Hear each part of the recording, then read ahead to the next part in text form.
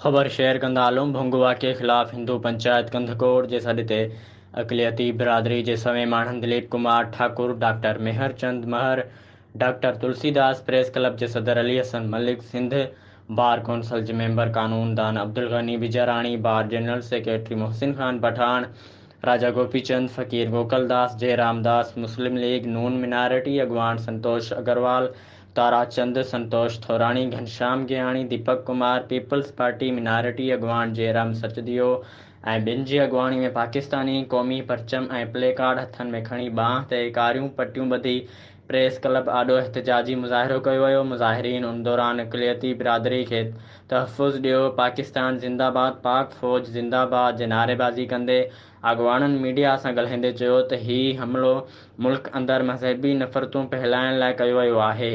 हुकूमत खे घुर्जे त अहिड़े वाक़े में घुर्बल जवाबदारनि खे गिरफ़्तार करे सरेआम फांसी ते लटकायो वञे, जीअं आईंदा को अहिड़ो वाक़ियो पेश न अची सघे। उन्ही वक़्तु पूरे मुल्क जी अक़लियती बिरादरियुनि में बेचैनी पखेड़ियल आहे। उन्ही खे ख़तमु करण लाइ एक्शन खंयो वञे।